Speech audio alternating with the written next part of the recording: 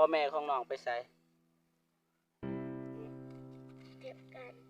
ทีมกันคือทอดปะเป็นหอดคือทอดเนาะต้นเนี่ย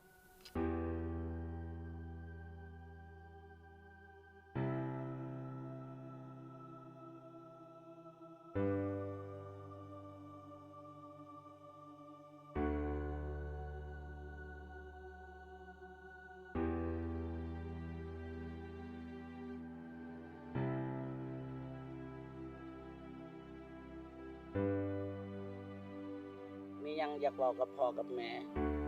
พ่อกับแม่จะไปลูกเด้ออยากให้พ่อแม่กลับมาบ่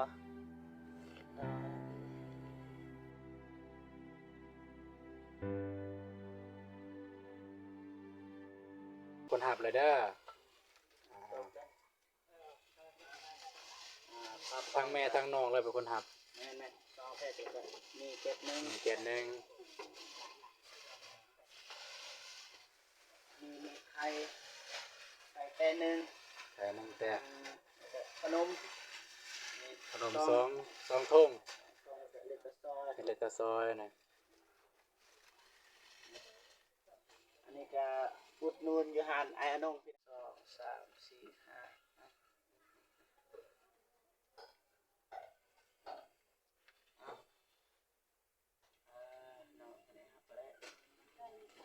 5ดีใจปะเคยได้หับลงเงินแบบนี้เคยปะบ่เคย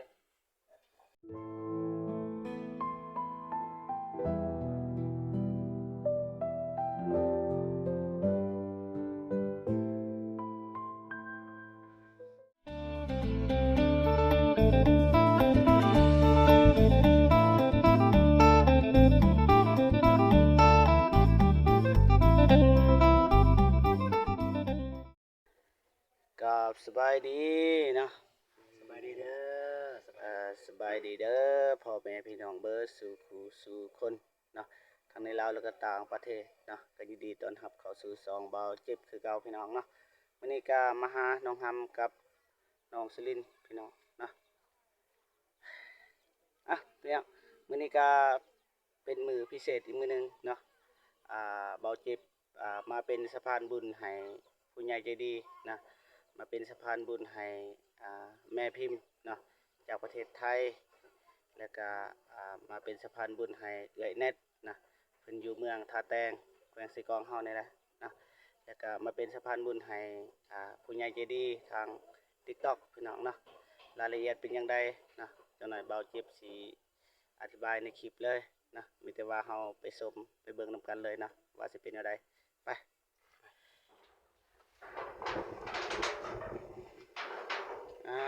สบายดีได้นอนอยู่นี่บ่เมื่อคืนนี่ได้นอนอยู่นี่นะหนาวบ่แล้วฮู้อ้ายบ่โอ้บ่เจ็บได้เถอะพี่น้องขึ้นฮอดอ้ายบ่ขึ้นฮอดบ่คือทอดดีใจบ่ที่ได้เห็นอ้ายดีใจดีใจนะเถอะพี่น้องขึ้นฮอดพ่อแม่บ่เนาะขึ้นฮอดบ่กลางคืนนี่เคยห้องไห้หาพ่อแม่บ่เวลากินข้าวบ่อิ่มเด้เคยไห้บ่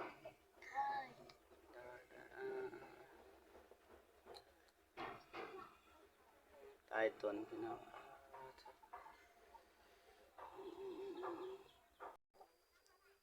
มื้อนี้บ่ได้ไปหาปลาบ่เนาะ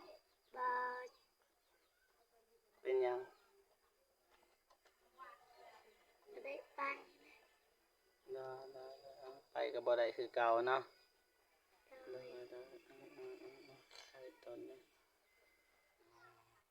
ปลาปองที่บ่เจ็บเอาให้นี่ยังบ่เบิดแล้ว เบิดแล้วเนาะปลาปองที่บ่เจ็บให้เบิดเนาะเบิดให้ปู่ย่ากินให้ปู่ย่ากินนำกันโอ้ยเข้าใจดีอยู่เดี๋ย อย่างก็น้องเพิ่นก็กินข้าวกับปู่ย่าของน้องเพิ่นนั่นแหละคือพี่น้องฮู้อันน่ะอยู่นี่ก็น้องๆนอนแต่สองคนซื่อๆพี่น้องแต่ว่าเวลากินข้าวกินน้ำน้องๆก็กินน้ำปูน้ำยาเนาะอ้ายกินข้าวกินน้ำแล้วบ่น้อง ไข่บ้านแล้วกินแล้ว โอ้น้องจะกินแล้วเนาะน้องคือบ่กินข้าว หมดแล้ว เบิดแล้ว โด อื ย มเจ้าเบิดแล้วพี่น้องเจ้าได้ตนเลยอ่ะก็บ่ว่าหยังหลายพี่น้องเนาะน้องเพิ่นก็หิวเนาะเบาเจ็บสิเอาของกินมาให้น้องเบาเจ็บสิเอาของกินมาให้พี่น้องเนาะ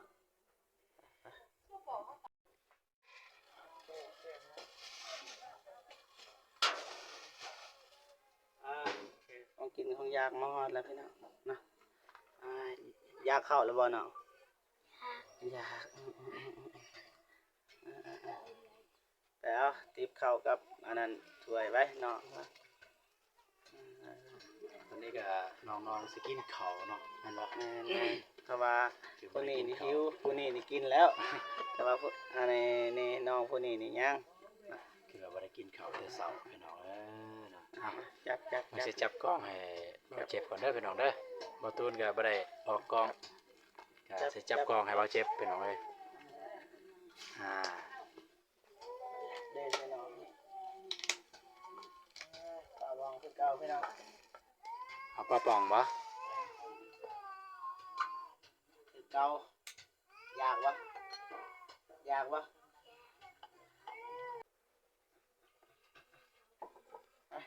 ไปแต่พากันไปล้างมือก่อน ล้างมือกินอยู่ตรงโกเด้ออยู่ตรงไหนอยู่ตรงโกเลยไตมันโดดตรงโอเคแล้วเนาะล้างมือเรียบร้อยแล้วเนาะ แล้ว กินสัน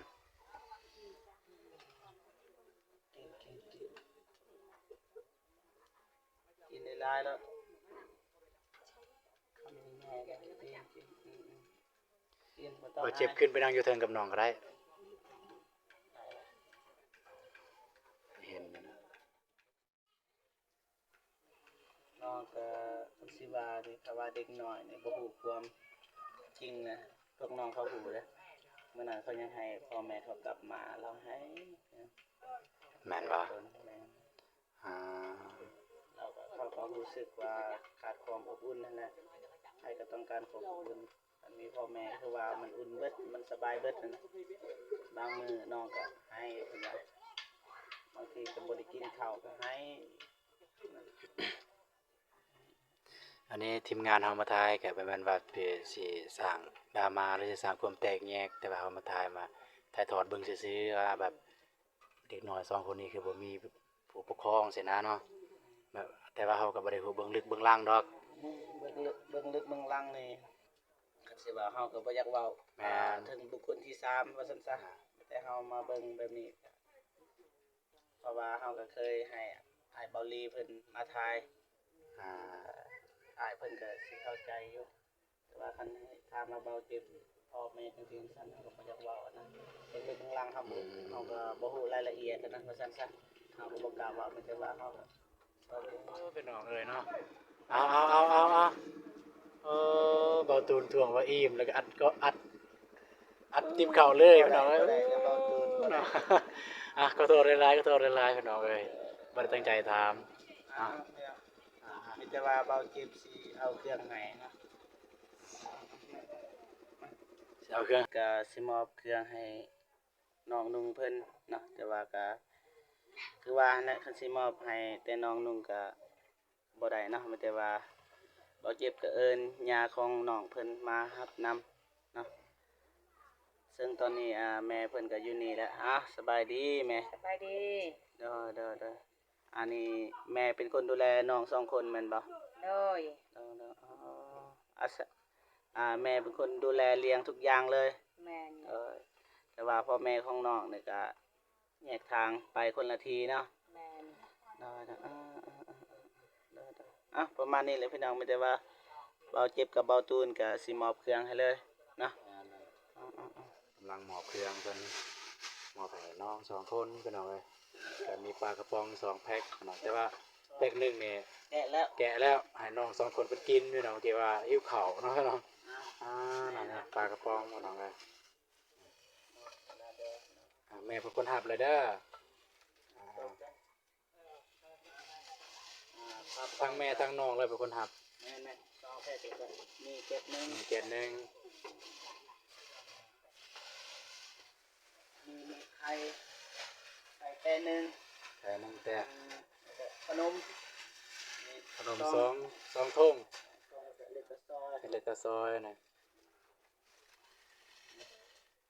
อันนี้ก็อุดหนูนอยู่หานไอ้อนงพี่น้องนะผู้ใหญ่ใจดีเพิ่นก็ให้อุดหนูนทางหานไอ้อนงเพิ่นเพราะว่าไอ้อนงก็จัดให้นะ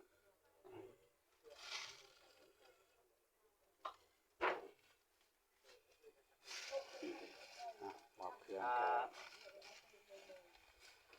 เครื่องนี่ก็เครื่องของแม่พิมพ์เพิ่นอยู่ประเทศไทยเพิ่นเห็นคลิปแล้วก็สงสารน้องๆเพิ่นมันจะว่าให้แม่ขอบคุณใจซะให้พรแม่เพิ่นนะแม่ ชื่อแม่พิมพ์ ไทยแม่พิมพ์ ผู้ที่ซอยน้องสอง ใจ คนพนมมือพนมมือต้องล้างพนมมือจะได้ช่วยน้องลงสงสารอีตัวนี้ดูให้ร่ำให้รวยมาให้เจ็บมาให้ไข้ เว้ารถรู้สึกอะไรเว้ารถจากใจเว้าจากใจเว้าภาษาแฮก็ได้เดี๋ยวเจ็บแปลให้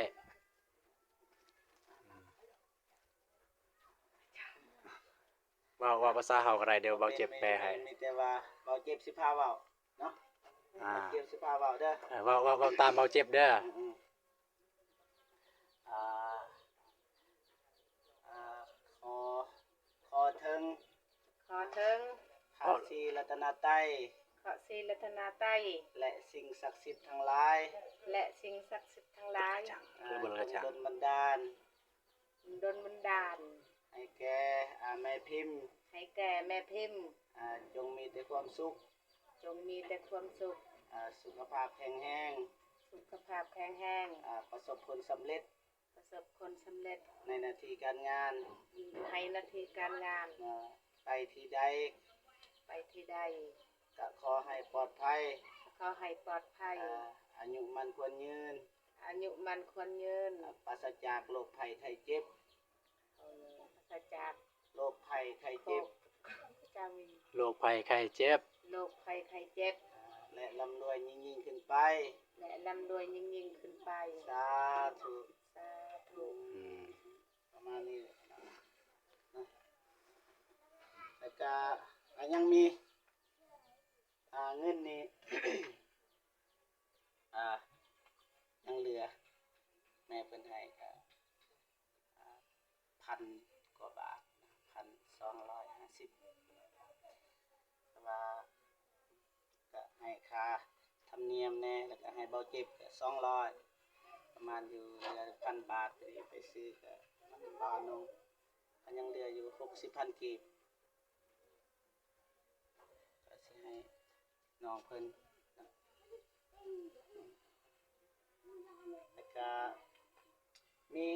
ผู้ใหญ่ใจดีเพิ่นโอนเงินมาให้กันเอื้อยเพิ่นก็อยู่ท่าแตงคนท่าแตงเฮานี่แหละเพิ่นมอบให้น้อง2คนนี่แหละ200,000 กีบนะเก็บก็สิเอาให้เลยเพิ่น หายเลย เงินของแม่พิมพ์ก็เหลือ60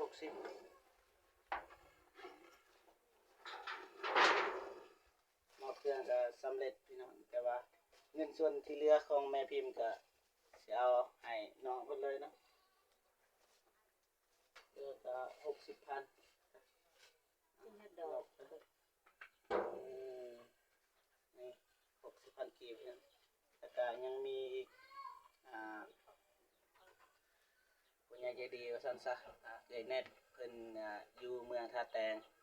เพิ่นสิกองเฮานี่แหละเพิ่นก็ข ขายเครื่องธรรมดาเลยคนธรรมดาเนี่ยก็บ่ได้ร่ำบ่ได้รวยคือกันแต่ว่าสงสารน้องนุ่งเพิ่นเพราะว่าเพิ่นมีต้นเพิ่นก็โอนเงินมาให้200,000กีบพี่น้องเพิ่นว่าบ่เก็บสิให้แนวใด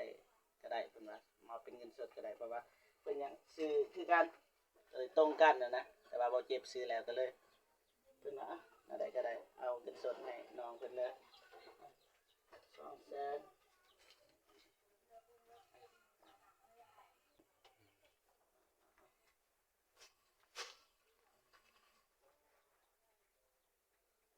ดีใจปะ ดีใจ ไว้พรเป็นปะไว้พรมันก็ว่าคันบ่เป็นก็บ่เจ็บสิพาไว้พรคือเก่าแม่ไว้พรมั้งจะขับอะไรมาสิพาไว้พรนะ พนมมือพนมมือ นมมืออ่าอ่าขอบคุณขอบคุณอ่าได้เน็ต ไอ้แม่ ที่ส่งเงินมาให้ ที่ส่งเงินมาให้ จะได้ก็ขอให้สุขภาพแข็งแรง ทางใดก็ขอให้สุขภาพแข็งแรง ความเจ็บบ่ให้ได้ คงเจ็บบ่ให้ได้ ความเจ็บบ่ให้ได้ ความไข้บ่ให้มี ความไข้บ่ให้มี ปรารถนาสิ่งใด พัฒนาสิ่งใด ก็ขอให้ได้สิ่งนั้น ขอให้ได้สิ่งนั้น ไปที่ใด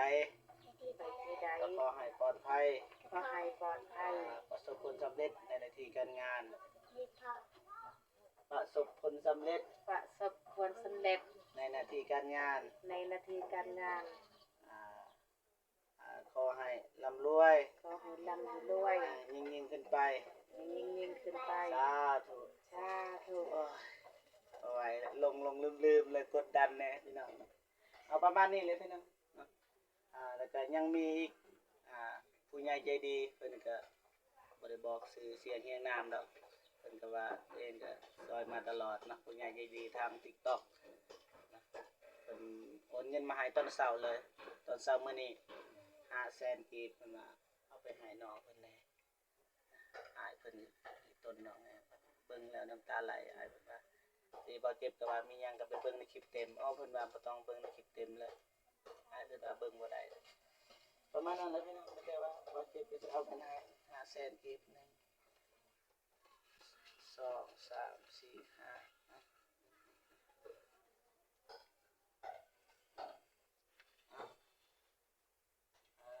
น้องคนนี้ครับบ่ได้ดีใจบ่ เคยได้รับเงินแบบนี้เคยบ่เคยไปพรนะเจ้าแม่งนะขอบคุณ ขอบคุณผู้ใหญ่ใจดี ผู้ใหญ่ใจดี ทาง TikTok ทาง TikTok ขอให้มีแต่ความสุข ขอให้มีแต่ความสุข สุขภาพแข็งแรง สุขภาพแข็งแรง อายุมันคนยืน อายุมันคนยืน ไปที่ใดก็ขอให้ปลอดภัย ไปที่ใดก็เข้าให้ปลอดภัย ความเจ็บบ่ให้ได้ ความเจ็บบ่ให้ได้ ความไข้บ่ให้มี ความไข้บ่ให้มี นอนหลับก็ให้ได้เงินหมื่น นอนหลับก็ให้ได้เงินหมื่น นอนตื่นก็ขอให้ได้เงินแสน นอนตื่นก็ขอให้ได้เงินแสน ปราศจากโรคภัยเจ็บ ปราศจากไข้คนเจ็บ และร่ำรวยยิ่งขึ้นไป และร่ำรวยยิ่งขึ้นไป สาธุเด้อนะประมาณนี้เลยพี่น้องเนาะ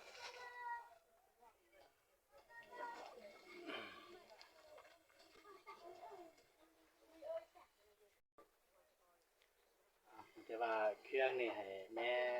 เบิ่งให้ได้อเบิ่งให้น้องนุ่งเพราะว่าน้องนุ่งยังน้อยเสียยานว่าไปกินแบบลุละเล่นะแบบกินบ่เป็นเวลาสินะมันใส่ฟุ่มเฟือยเนาะนับแต่เงินคำมันยังก็โอเคน้องนุ่งยังพนมมือเด้อพนมมือนับแต่เงิน แต่ว่าเครื่องคองนี่ก็มอบให้แม่ไปเทียบห้อยพี่น้องเนาะแต่ว่าอยากให้แม่ดูแลแล้วก็บริหารว่าสิกินจังไดแล้วก็พิเศษแม่นเงินคำน้องนุ่งก็บ่จักสิถือนะมื้อใดที่แบบว่าหิวข้าวหิวน้ำหรือว่าบ่มีของกินอันนี้เบิดก็ซื้อเทื่อละน้อยเอา ก็กินนำกันนั่นแหละกินในครอบครัวนำกันนั่นแหละ โดย นะมาแต่ซ้ำนี่แหละพี่น้องนะมาแต่เบาเจ็บสิกลับก่อนเด้อแม่เด้อ โดย ได้ประมาณนี้เลยพี่น้องกลับก่อนเด้อน้องเด้อ บ๊ายบายเสยขอบใจ บ๊ายบายเด้ บ๊ายบาย ได้ประมาณนี้เลยพี่น้องอ่ะพี่น้องเนาะตอนนี้เบาเจ็บก็มอบเครื่องให้น้องๆไปเทียมฮอยนะแล้วก็เงินนำเบาเจ็บก็ให้เบิดเลยพี่น้องเนาะนำเบาเจ็บก็บ่มีเลยพี่น้องนะจังได้ก็ขอขอบคุณนะผู้ใหญ่ใจดีแม่พิมพ์อยู่เมืองไทยเน็ตอยู่เมืองท่าแตงแขวงเสกองเฮาแล้วก็ขอบคุณผู้ใหญ่ใจดีทาง TikTok นะที่ให้เบาเจ็บเป็นสะพานบุญให้นะจังได้ก็ขอให้